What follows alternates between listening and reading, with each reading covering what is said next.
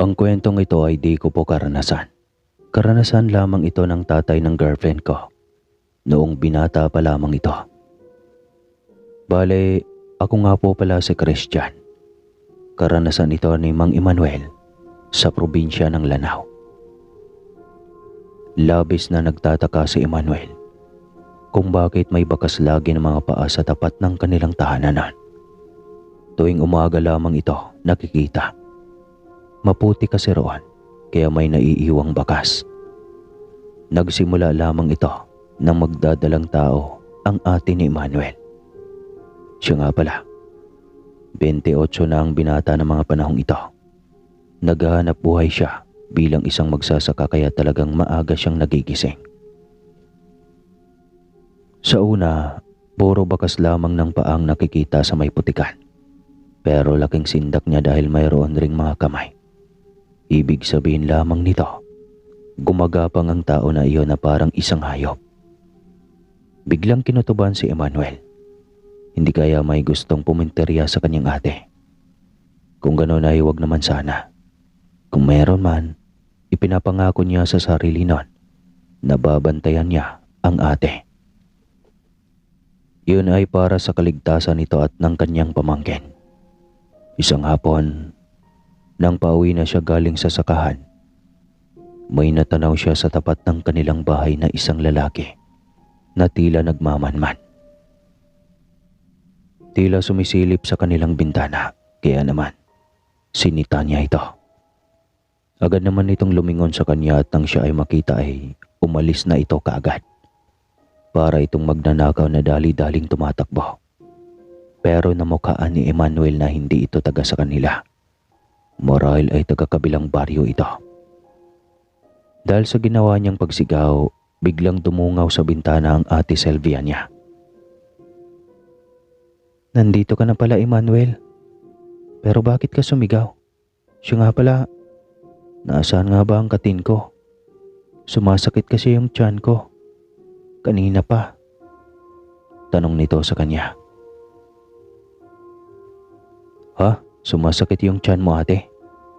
Hindi kaya talagang may gustong magmamanman sa iyo? Kasi kanina, meron akong nakitang lalaki na nakatingin dito sa bahay natin. Yung katin ko pala nasa kabinet, ate. Baka nahulog lang iyon sa gilid-gilid." Tugon niya rito. Bigla namang napakunot-noo si Sylvia. "Ano bang ibig mong sabihin?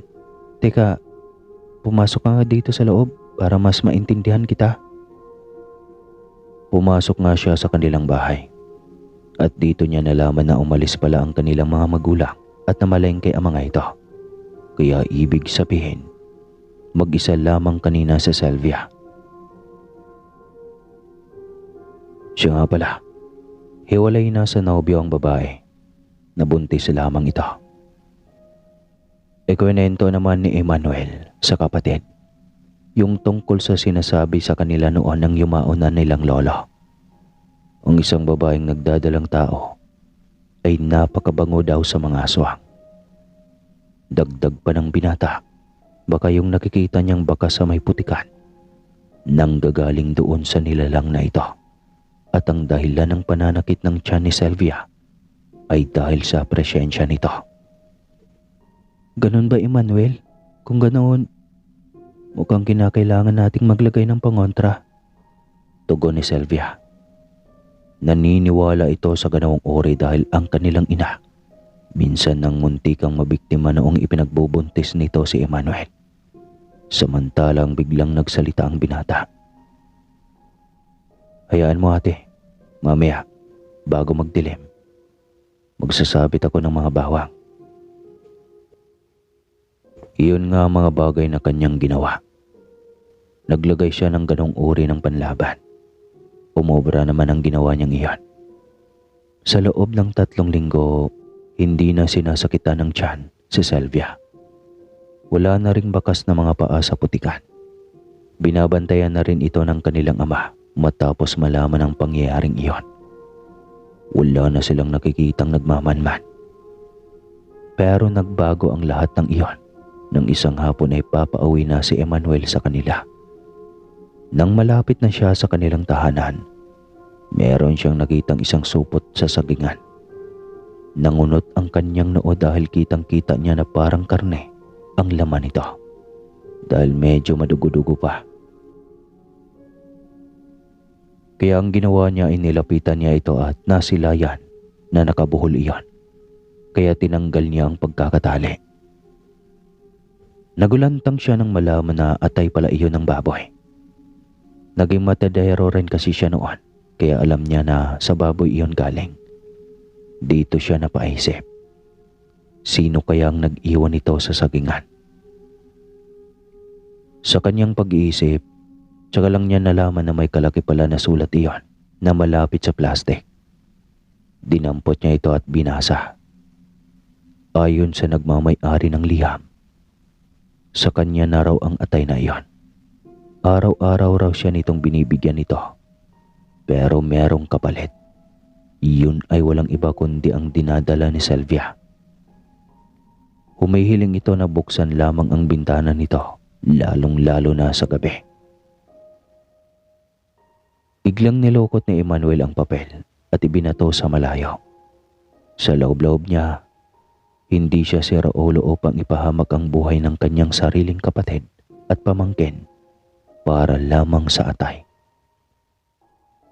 Kaya naman nangako siya sa sarili na sa oras na makita niya uli ang lalaking iyon, sisibatin niya ito sa dibdib para mamatay na ito, at nang sa ganon, wala na siyang aalalahanin pa. Hindi na lamang iyon sinabi ni Emmanuel sa kanyang pamilya, at sa halip, sinekreto na lamang ito, at baka magbunga lang ito ng katatakutan sa kanilang mag-anak. At dahil naiwan sa sakahan ang mga magulang dahil may importante pa ang mga ito na ginagawa roon, siya na lamang ang nagluto ng kanilang hapunan. Hinintay muna nila ang ama't ina bago sila nagsalo-salo. Pagkatapos kumain, nagtungo na si Emmanuel sa kanyang silid para makahiga na sa kanyang papag. Dahil sa sobrang pagod sa kanyang pagsasaka, agad naman siyang dinalaw ng antok. Pero bigla siyang naalimpungatan noong mga bandang 2:00 ng madaling araw. Paano ba naman? May nalalanghap siya na usok na labis na nagpapaubo sa kanya. Pero di niya inaasahan na tila kusang gumagalaw ang kanyang katawan. Bumangon siya nang hindi naman niya kagustuhan. Makaraan nito, kusang umakbang ang kanyang mga paa. Lumabas siya sa kanyang silid at dahang-dahang lumalapit sa kwarto ng kanyang ate. Natanaw niya na nakabukas ang pintuan nito at sa tingin niya ay naiinitan ito. Kahit na anong pigil ni Emmanuel sa sarili, talaga nga namang kusang kumikilos ang kanyang sariling katawan. May suspecha siya na kung bakit siya nagkaganto, dahil iyon sa usok na kanyang nalanghap. May parang bumubulong pa nga sa kanyang isipan na buksan niya ang bintana ng kwarto ni Sylvia. Habang papalapit na siya ng papalapit sa kwarto, mabuti na lamang ay may pumasok sa kanyang isipan na hindi niya pinagsisihan. Iyon ay ang magdasal at tumawag sa Panginoon na sana hindi niya magawa ang mga bumubulong sa kanyang isipan. Ilang segundo lang siguro ang itinagal ng makontrol na niya ang sarili. Ibig sabihin lamang nito ay dininig ng Diyos ang kanyang mga panalangin. Kaya naman nakahinga siya ng maluwag. Agad na siyang nagtungo sa kanyang kwarto. Sumili pa siya sa bintana kung saan ang gagaling ang usok. Bigla namang nanlaki ang kanyang mga mata. Paano ba naman kasi? Nakita niya ulit ang lalaki na siyang nagmamanman noong nakaraang araw kay Ate Sylvia niya. Normal pa naman ang itsura nito, maliban na lamang sa kasama nito. Isang napakalaking lalaki ang kasama nito at may malaking pangangatawan. Itim na itim ang balat at may mahabang buhok. Halos kasing laki na ito ng puno ng niyog. Hindi maaaring magkamali ang mga mata ni Emmanuel. Yung malaking lalaki ay isang kapre. Natanaw niya na naglaho ang kapre nang tumapat ito sa puno ng mangga Samantalang yung lalaki naman bigla itong lumuhod sa lupa at gumapang ng napakabilis. Dito niya napagtanto na sa aswang nga galing ang mga bakas na nakita niya sa may putikan. Pero ang ipinagtataka niya, papaano kaya naging magkalapit ang loob ng dalawang magkaibigang elemento? Kahit na nangingilabot na sa oras na iyon ay pinilit niya na makatulog. Maaga siyang magigising at dudulog sa isang manggagamot. Marami kasing katanungan ang pumapasok sa kanyang isipan. Gaya na lamang ng kung papaano siya nahihipnotismo sa pamamagitan lamang ng usok ng tabako ng isang kapre. Batid niya kasi na doon iyon galing. Sino ba naman sa dalawa ang maninigarilyo ng tatakbo? Alangan yung aswang, hindi ba? Siyempre, yung kapre ang umihit-hit ng napakalaking sigarilyo. Kaya naman nang magkaharap na sila ng manggagamot na si Aling Lilit, dito niya sinabi ang mga nakita. Tama ka sa binanggit mo, iho. Ang usok na iyong nalanghap ay isang uri ng hipnotismo. Dahil may pangontra kang nilagay sa tahanan ninyo ay hindi makakalapit-lapit ang aswang. Kaya ito ang dahilan kung bakit siya nakipagtulungan sa isang kapre. Alam mo naman ang kapre, makapangyarihan kaya kahit yung usok lamang sa tabako nito ay may kakayahan ng manghipnotismo. Ano po ba ang gagawin para makaiwas sa mga ganoong nilalang? Nababahala na rin po kasi ako sa ate ko eh. Lalo na't nagdadalang tao po siya. Baka may mangyaring masama po sa kanya at pati na rin sa pamangkin ko. Uwi ka niya rito. Bigla namang sumeryoso ang anyo ng matanda. Hindi nagdagal. Meron itong sinabi sa kanya. Isa lang ang gagawin mo, iho. Magpauso ka ng insenso tuwing gabi. At huwag mong kakalimutan na manalangin sa itaas. Alam mo, iho, wala akong ibang mapapayo na mas mabisa kundi iyon lamang. Ang Diyos lamang ang higit na makakatulong sa iyo kung ikaw ay mayroong pananampalataya sa Kanya. Pero Aling Lilit, maulang galang na po, ngunit wala akong pananampalataya sa sinasabi ninyong Diyos. Dahil sa inihayag na Emmanuel, nanlakibigla ang mga mata ni Aling Lilit. Bakit ka nakakapagsalita ng ganyan? Isang malaking kabastusan iyan sa Panginoon. Napayoko si Emmanuel habang nagsasabing, noong binatilyo pa lang ako, Aling Lilit, pangarap ko nang makatagpo ng tunay at tapat na pag-ibig. Pero umabot na po ako sa ganitong edad. Wala pong tumatagal sa akin na karelasyon. Hindi po kayo maniniwala pero nagkaroon na po ako ng 10 girlfriend. Ngunit ang lahat ng iyon ay iniwan ako. May lungkot sa tinig ni Emmanuel. Napakunot noon naman si Aling Lilit. Abay, bakit naman, iho? Ano bang problema? Sa dami ng iyong naging girlfriend ay wala man lang nagtagal kahit isa. Sa una ay nahihiyang umamin si Emmanuel. Pinag-iisipan pa niya kung ipagtatapat ba iyon sa manggagamot o hindi na lamang. Pero nang dahil siya ay nadulas, napagpasyahan na niya ritong aminin ang totoo. Jutay po ako, Aling Lilit. Dahil sa kanyang inihayag, napansin niyang napatulala ang matanda. Maya-maya pa, nagpakawala ito ng malakas na hagalpak. Anak ka ba naman, bata ka? Pati ba naman iyan, pinaproblema mo? Baka naman hindi ka lang marunong. Gusto mo turuan kita? Malanding wika ng matanda. Wag na po. Kulubot na po kasi kayo, este. Alam ko na po iyon. Mabilis niyang tugon rito habang nauutal. Sige po, Aling Lilit. Mauuna na po ako. Susundin ko na lamang po ang mga bili ninyo. Natatakot na wika ni Emmanuel. Hindi niya kasi lubos maisip na mahilig pa pala ang matandang manggagamot.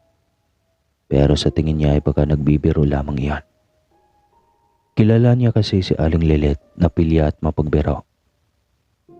Hindi ito seryosong tao. Ang gusto lang kasi nito ay palaging may napapatawa. Pero napag-isip niya na may katotohanan ng sinabi nito. Nakaramdam tuloy siya ng labis na hiya sa katawan. Paano ba naman? Nang dahil lamang roon ay nawala na siya agad ng pananampalataya. Sa pagkagat ng dilim, agad ngang ginawa ni Emmanuel ang mga naging payo ni Aling Lilit. Yun ay walang iba kundi ang magsindi ng insenso at ang manalangin ng taimtim. Inihayag niya rin ang sobrang pagsisisi sa Diyos. Humihingi siya ng kapatawaran dahil sa loob ng mahabang panahon, nawalan siya ng pananampalataya. Nang tanungin naman siya ng kanyang pamilya kung para saan ang insenso, sinabi niya na pangontra laban sa mga aswang. Samantala, hanggang 2:00 ng madaling araw nakatanod si Emmanuel. Tinitiyak niya na wala nang makakatapak pa sa kanilang bakuran. Mabuti na lamang umubara ang mga ginawa niya, sapagkat natatanaw niya sa bintana na di makalapit-lapit ang lalaki at yung kapre. Para bang napakasakit para sa kanilang pang-amoy ang usok ng kamangyan. Naging matibay rin ang pangontra dahil sa panalangin niya sa Diyos. May mabuti palang nagagawa ang pagbabalik loob sa Panginoon. Talagang magiging protektado laban sa masasamang elemento na gaya ng mga iyon. Samantala, ang buong akala ni Emmanuel magiging payapa na ulit ang pamumuhay nila gaya ng dati. Pero hindi pa pala. Paano ba naman kasi? Kapag siya ay nasa sakahan ay naiiwan na mag-isa sa bahay si Sylvia. Kampante naman siya at ang kanilang ama't ina dahil sa sandamakmak na ang mga bawang at asin sa tahanan. Pero hindi pa pala iyon sapat. Paano ba naman? Sa pag-uwi ni Emmanuel sa kanila noong hapong iyon, nadatnan niya ang kanyang ate na namimilipit sa sakit habang hawak-hawak ang maumbok nitong tiyan. Bakit ate? Anong nangyayari sa iyo? Manganganak ka na ba? Nag-aalala niyang tanong rito. Kahit 7 buwan pa lamang ang tiyan nito. Bigla namang napailing si Sylvia habang ito ay nakangiwi. Hindi pa. Hindi pa naman pumutok ang panubigan ko eh. Para kasing may gumuguhit na kakaibang kirot sa tiyan ko. Nakakangilaw sa sobrang sakit. Yun ang nararamdaman ko. Mangiyak-ngiyak ng pahayag nito. Tatagan mo lang ate. Tiisin mo muna ang sakit dahil magsisindi na ako ng insenso. Malakas kasi ang kutob ko na nasa paligid lang ang aswang. Nang kinuha ni Emmanuel ang kamangyan sa ilalim ng lamesa, napansin niya na mayroong mangkok sa ibabaw ng mesa. Nagtaka siya kung saan iyon nanggaling. Hindi pa naman siya nakapagluto ng hapunan. Ate, saan galing yung ulam na ito? Abay dinuguan pala ito. At ang dami. Mainit-init pa. Wika ni Emmanuel. Kahit umiinda pa rin sa sobrang sakit si Sylvia, nagawa pa rin itong sumagot sa kanya. Galing iyan sa isang lalaki. Nakita ko siya sa bintana at doon niya ako kinausap. At ang sabi niya, ibinibigay niya raw iyan. Marami raw kasi silang ulam kaya gustong mamigay. Ang sabi ko, iwanan na lang niya sa labas ng pintuan. Iyon naman ang kanyang ginawa kaya kinuha ko na lang. Nanlaki ang mga mata ni Emmanuel.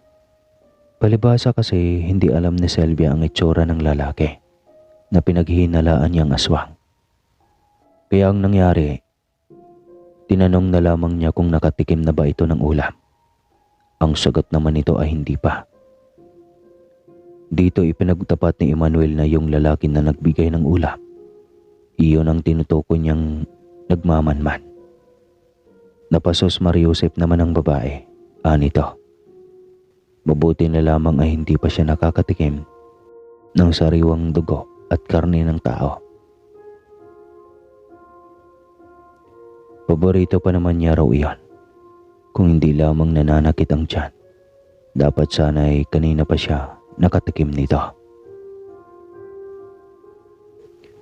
Kumuha ng isang perasong kalamansi si Emmanuel.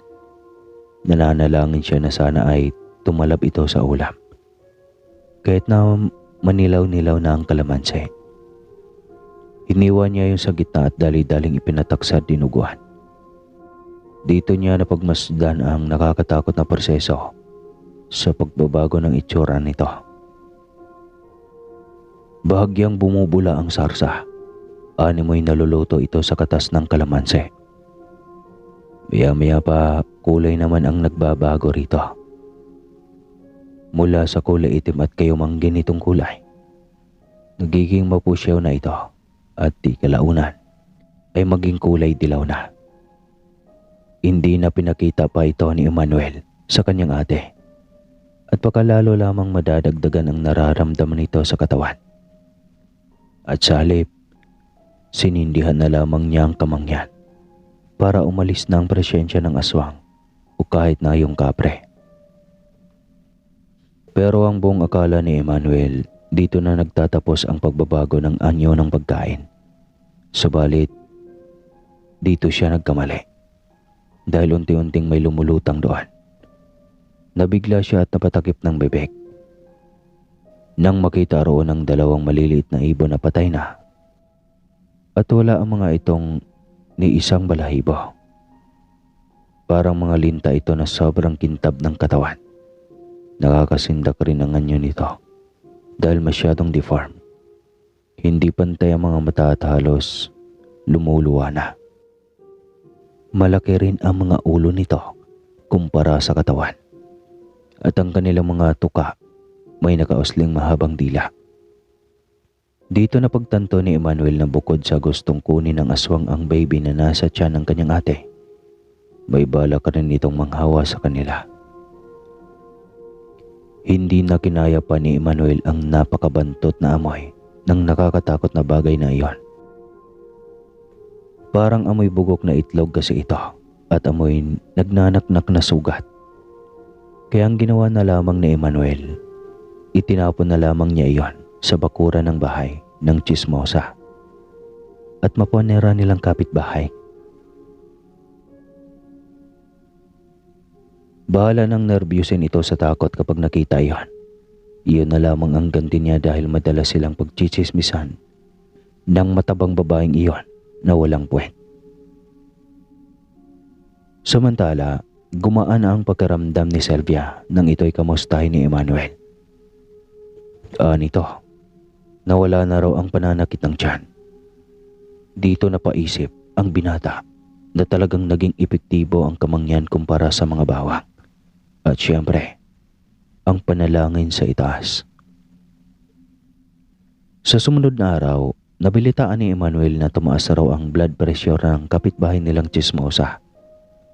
Nang makita ang nakakatakot at babantot na bagay na inihagis niya sa bakuran nito.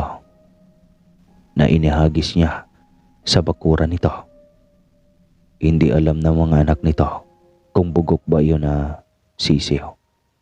Kaya inilibing na lamang ito sa lupa. Natawa naman si Emmanuel. Nai-imagine niya kasi ang naging reaksyon ng ginang nang makita iyon. Mabuti na lamang ay walang masamang nangyari dito. Hiningi na lamang ni Emmanuel ng sorry iyon para kay Papa God. Samantala, mula nang palagi nang nagsisindi ng kamangyan ang bintana, wala nang nararamdamang kakaiba ang kanyang ate. Hinabili niya rin ito na kapag mag-iisa lamang sa bahay, manalangin lamang ng taos puso. Bagay na sinunod naman ng kanyang mga kapatid, kaya dire-diretso itong wala nang nararamdaman. Nilubayan na rin sila ng kapre at ng aswang dahil ang pamilya nila ay araw-araw at gabi-gabi nang nagdarasal.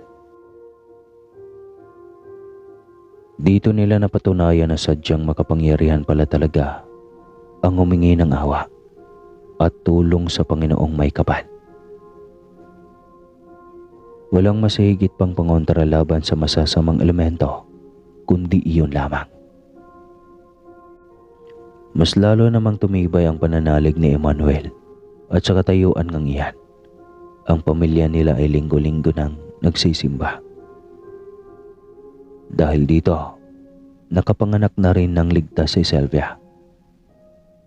Isang malusog na baby girl ang kanyang sinilip. Nang madagdagan nga ang miyembro ng kanilang pamilya, mas lalong sumigla ang kanilang tahanan. At di nagtagal ay nagkaroon na rin ako ng nobya na totoong nagmamahal sa akin, pati sa kanya. Tanggap talaga siya nito kung ano man ang kulang sa kanya. Pero syempre, gusto ni Tito Emmanuel na happy ang kanyang pinakamamahal. Kaya humingi siya ng langis kay Aling Lilet na nagpapalaki raw nang alam niyo na. Naging epektibo naman iyon sa kanya. Nang maikasal na nga sila, nakabuo na sila ng bebe. At ito ay walang iba kundi ang girlfriend ko. Hanggang dito na lang po ang istorya at muli, ako po si Christian. Maraming salamat po sa pakikinig. Wakas.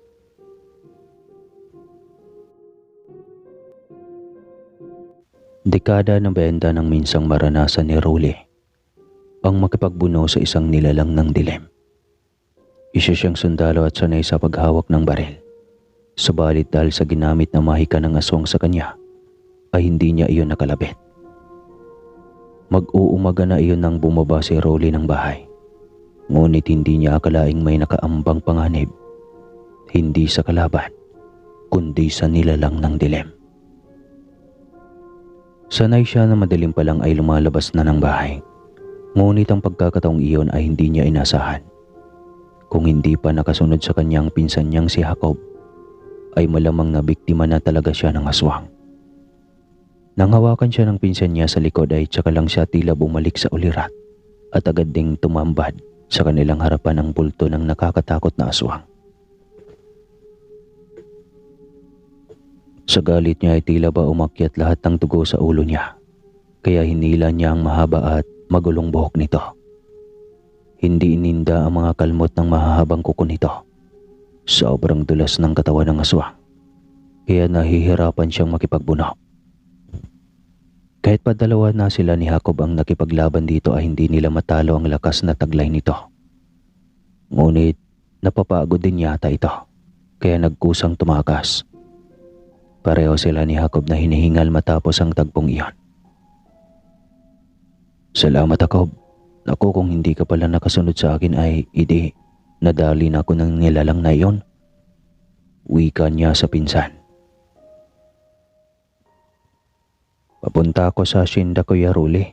Hindi ko naman nakalain na maaga ka rin pala aalis para babalik sa serbisyo. At lalong hindi ko inasahan na totoo ang sinabi nilang may bagong yanggaw pala dito. Marami na daw ang nais mabiktima ng aswang na yan. Pang-ilan na tayo. At buti na lang ay may kalakasan ang gabay natin. Mahabang litanya ni Jacob. Wala siyang ideya na may ganong isyu pala sa lugar, hindi sana naging handa siya. Wala rin namang nabanggit ang kanyang asawa. Nagpaalam na ito dahil sa ibang direksyon na tatahak, kaya tahimik na naman siyang naglakad mag-isa. Sa gitna ng tubuhan siya dumaan para shortcut na iyon, patungong paradahan ng jeep na kanilang sakayan patungong bayan. Hanggang ilalim na ng tuhod ang taas ng tubo. Hindi pa masyadong nakalayaw si Rolly sa paglalakad ng biglang May namataan siyang itim na bagay sa gitna ng tubuhan. Nasa isang dipa ang haba nito at nakausli lang ng konti ang mahabang likod na sa pananim na tubo.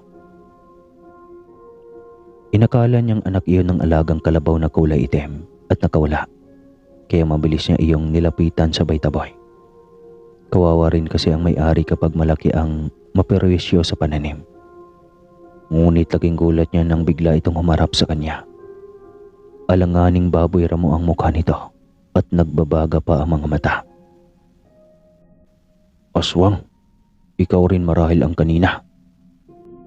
Bulyaw niya dito na hindi nagpatinag. Kinasanan niya ang baril at buong lakas na kinalabit ang gatilyo ng baril. Mabilis itong tumakas ngunit natamaan iyon ng kanyang baril. Kaya sigurado siyang maging malubha ang lagay ng aswang na iyon, lalo na at sa tiyan niya tinamaan. Nang makalayo na ito ay tsaka na rin siya nagpatuloy sa paglalakad. Palaisipan sa kanya ang nilalang. Sa tagal na nilang naninirahan sa lugar, noon lang siya nakasagupa ng aswang. Sobrang bangis nito at kahit mag-uumaga ay nambibiktima pa rin. Kawawa ang mga alagang aso na naging biktima nito bago siya nabaril. Huli na rin kasi nang dumating siya.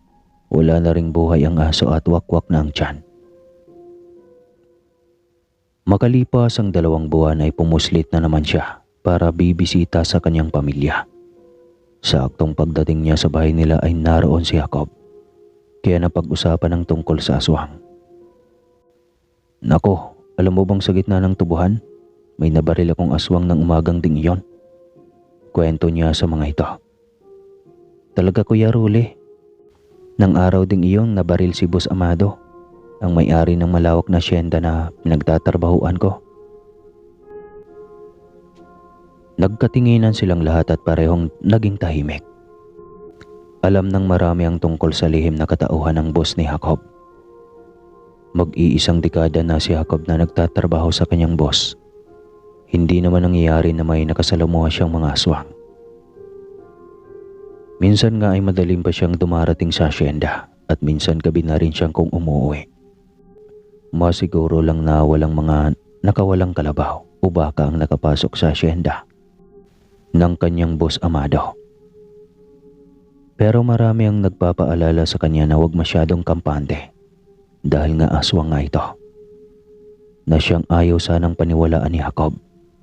Ngunit nang maging tanyag ang kapatid nito na naging yanggaw, ay tila naniniwala na itong aswang nga ang kanyang boss. Kitang-kita ni Jacob ang mukha ng yanggaw nang makipagbuno silang dalawa ng Kuya Ruli niya, si Susetion, ang kapatid na bunso ni Amado. At naging ganoon ang dalaga simula nang mamatay ang kanilang ina. "Kaya ikaw, Jacob, ilang beses ka nang sinabihan na umalis na dyan. Baka sa sobrang kabaitan sa iyo ay hahawaan ka pa." Wika ni Aling Budak, ang asawa ni Role. Baka rin kasi magtaka sila na bigla ko silang lisanin sa kabila ng kabutihan at mga tulong na ibinibigay niya sa akin. Paliwanag ni Jacob. "Basta pinsan, mag-ingat ka lagi. Kung may kakaiba ka sa pagkaramdam mo, ilakad mo na kaagad sa albularyo upang maagapan." Wika ni Role. "Oo naman kuya, mahirap na. Tsaka ayaw kong maging aswang," sagot ni Jacob. Nang sumunod na araw, nag-ikot si Jacob sa buong asyenda. Nagtataka na lang siya nang mamataan doon ang kanyang boss, gayong iniwan niya ito sa malaking bahay nito na nagkakape. Paanong nauna pa dito si Boss Amado? Takang tanong niya sa sarili. Nilapitan niya itong nakatalikod at nagbubunot ng damo. "Boss, ako na ang gagawa nito. Ako, hindi mo naman sinabi na pupunta ka rito at tila nauna ka pa sa akin." Tumawa lang ito at sinabing may daanan itong shortcut. Kunwari ay naniniwala siya sa sinabi nito. Ang hindi nito alam ay matagal na itong bantog sa buong baryo. Ito na lang yata ang hindi na imporma. Nang gabing iyon ay niyaya si Jacob sa bahay ng boss para mag-inuman. Medyo matagal na rin siyang hindi nakainom kaya pumayag siya. "Boss, pwedeng isama ko yung aking pinsan? Uuwi siya mamaya eh." Hiling niya rito. "Abay, oo naman. Pwedeng pwede. Kahit ilan pa kayo?" "Nako, salamat boss." Tuwang-tuwa si Jacob dahil matagal na rin niyang hindi nakainuman ang pinsan na si Rolly. Kaarawan ni Boss Amado niya kaya tiyak marami ang darating. "Okay ni na Jacob. Bakit mo naman ako isasama? Alam mong aswang ang angka na yan. Sana tumanggi ka. Mapapahamak tayo niyan eh." Reklamo ni Rolly. "Hindi yan pinsan. Takot lang ni Boss Amado na gawin iyan. Sige na, ngayon lang naman. Isang beses lang. Baonin mo lang ang kalibre 45 mo. Tsaka dadalhin ko na rin ang tansong punyal na bigay ng lolo." Wika ni Jacob.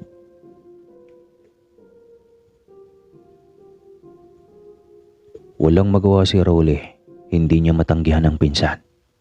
Hindi rin niya maatim na pabayaan itong pumunta sa inuman ng mag-isa. 6:00 pa lang ng hapon ay tinungan na nila ang malaking bahay ng asyendero. Napansin ni Rolly na isa sa kaanak ni Amado at ito mismo ang kanina pa pasulyap-sulyap sa kanya. Pansin niyang masama ang titig ng mga ito na tila ba may nagawa siyang atraso dito. Pasimple lang kung tumingin si Rolly sa mga ito. Ngunit laging nagkataon na nakatingin ang dalawa sa kanya. Anong nagawa kong atraso sa mga ito? Sa utak niya. Hanggang sa maalala niya ang tungkol sa baboy ramo na kanyang nabaril. Baka nga ito iyon. Kaya masama ang titig ay dahil may balak na makaganti sa kanya. Hindi siya nagpatinag sa mga ito. Inabisuhan niya si Jacob na huwag magpakalasing. Tumango naman ito. Patuloy ang mga itong pasulyap-sulyap sa kanya. Kaya nagmamatsyag lang din siya kung ano ang susunod na gagawin ng mga ito. 3 oras mahigit yata silang naroon kasi mag-aalas 10 na ng gabi bago nila nilisan ang lugar. Pinagbalot pa sila ng mga ulam ng makatulong ni Boss Amado. Nahihiya sana sila ngunit nagpupumilit ang kanyang boss. Kaya napilitan silang dalhin iyon. Habang sakay ng kalabaw ni Jacob ay maingay silang nag-uusap habang naglalakbay pauwi ng bahay. "Mukhang kilala ako ng boss mo, Jacob. Malaki ang galit sa akin eh. Kung makatitig sa akin kanina, kulang na lang ay lalamunin na ako." "Nako, baka namukhaan ka nung nabaril mo." "Yun din ang duda ko pinsan eh." Natahimik sila at parehong nabahala. Si Jacob ay nag-alala para sa kanyang trabaho at baka bigla na lang siyang paalisin. Kalagitnaan ng kanilang paglalakbay nang biglang may mabangis na huni ng wakwak ang bigla na lang paikot-ikot sa kanilang dalawa. Naging alerto sila at mabilis na kinuha ni Rolly ang kalibre 45 na nakasukbit sa kanyang bewang. "Sige, kung talagang matapang ka, lapit ka pa dito sa amin." Sigaw ni Jacob. Tumahimik ang paligid at ilang sandali ang lumipas nang biglang may kung anong malakas na hangin ang dumaan sa kanila. Ngunit takot malamang ito dahil sa hawak niyang baril. Tuluyan ang tumahimik, nagpatuloy sila sa paglalakbay pauwi. Wala na silang ibang pinag-usapan kundi ang aswang. Marami na ring karanasan si Rolly bilang isang sundalong kung saan-saang dako ng bansa ibabato para sa isang misyon. Inihatid muna niya si Jacob sa bahay nito para siguradong ligtas na makauwi ang pinsan. Sinabi na rin niya ditong pumunta sa albularyo upang humingi ng langis. Sakaling babalik ito sa asyenda ay may pangontra ito sa amo at hindi basta-basta malapitan ng aswang. Pagdating niya sa kanilang bahay ay gising pa ang kanyang asawa. Talagang inabangan nito ang pagdating niya tulad ng dati nitong nakagawian. Humingi siya ng paumanhin sa asawa dahil ginabi sila masyado. Hindi na niya kinento dito kung bakit at ang tungkol sa aswang dahil matatakotin ang kanyang asawa. Ngunit mali yatang inilihim niya iyon dahil nang sumunod na gabi kung kailan wala siya ay tsaka inatake ng aswang ang kanyang pamilya. 3 anak lang niya ang naiwan sa bahay nila kasama ang kanyang asawa. Malayo rin ang bahay ni Jacob sa kanila. Ang kanilang kapitbahay ay nasa 200 metro pa ang distansya sa kanila. Kaya nang umatake ang aswang ay taranta at hindi nila alam ang gagawin dahil sobrang bangis ng aswang at tila ba gusto silang pasukin. Mabuti na lang matibay ang pagkakagawa ng bahay at yari iyon lahat sa tablon. Maging ang kanilang bubong ay yari sa makapal na yero. Kaya hindi sila mapapasok ng aswang. At mabuti na lang din dahil may langis itong nakatago pangontra sa aswang. Iyon kaagad ang ipinunas niya sa tiyan ng bata para hindi tumalab sa mga ito ang anumang orasyones ang sasambitin ng aswang na nasa labas. Hindi sila tinantanan nito kaya hiniling ni Aling Inday na magpasama sa 2 kapatid ni Role na binata sa kanilang bahay. Malayo si Aling Inday sa kanyang mga kaanak. Tanging mga pamilya ni Role lang ang nakapaligid sa kanila. Kaya wala siyang ibang matawag kundi ang mga ito. Matagal na naman bago makabalik si Role at tiyak siyang babalik pa ang aswang sa kanilang bahay. Nang sumunod na gabi ay tumambay na naman itong muli sa kanilang bubong. Ngunit kampante na siya ng konti. Dahil marami na silang malalaki ang nasa loob ng bahay. Nagkataon pa nagising pa ang 2 kapatid ni Role at ang isa pang pinsan ng mga ito na isinamang matulog sa kanilang bahay. Magdamag na paikot-ikot ang nilalang kaya hindi makatulog ang mga kapatid at pinsan ni Role. Hanggang sa nakipagbiruan na sila sa nilalang na ito. Alam mo, kaysa magbantay ka riyan kung paano kami kakarnihin, mas mainam na umalis ka na lang at maghanap ng ibang mabibiktima. Tapos, hatian mo na lang kami para may pangpulutan kami bukas. Wika ng kanilang pinsan. Tawa na naman silang magkapatid hanggang si Aling Inday ay nakikinig lang sa biruan ng magkapatid at magpinsan. Noong una ay umikot-ikot ang nilalang at tila ba nagagalit. Hanggang sa kalaunan ay nawala. Naging tahimik ang buong paligid. Pasalamat pa sila at tila naging epektibo ang biro. Napahimbing ang kanilang tulog dahil wala nang ingay sa paligid. Wala na ring istorbo. Kinabukasan, nagising si Aling Inday dahil sa kahul ng mga aso. Magbubukang liwayway pa lang at tamad pa siyang gumising. Lalo at malalim na ang gabi bago sila nakatulog. Ngunit dahil ayaw tumigil ng aso ay napilitan na lamang siyang bumaba ng bahay. Tulog mantika pa rin ang 3 lalaking hinihiling niyang sumama sa kanila ng mga anak nila.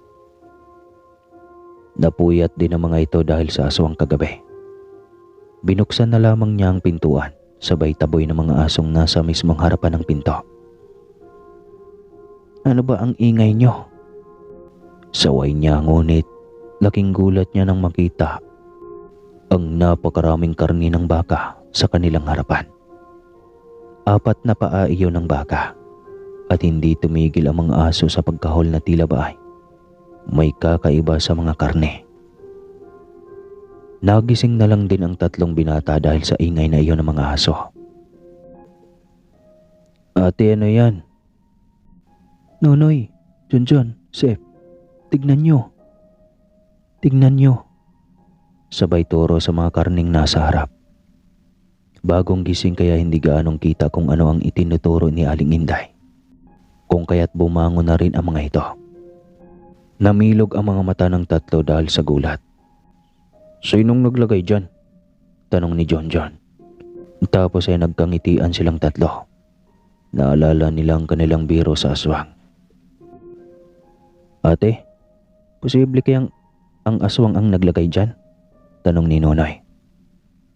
Hindi ko rin alam, sagot ng ginang. Takot silang lahat na galawin iyon dahil kahit aso ay takot na takot kahit nakatingin lang sa karne. Gamit ang patpat na kahoy ay inay-isa-isa nila itong inilayo sa harap ng pinto at nagukay ng paglibingan. Kwento iyon ni Aling Inday kay Rolly at sa iba pang mga kaanak. Isa lang ang estima ng mga ito. Pinaspasan iyon ng aswang. Dahil sa pagiging bantog ng asyendero sa lugar ay pinili nitong ibenta ang asyenda at nagpakalayo-layo na lang. Laking ginhawa iyon para sa kanila dahil malayo na sila sa banta ng masasamang hininga at makapag-inom ng masarap na kape. Basta may maririnig kang kape sa kwentong ito, otomatiko, tapos na yan.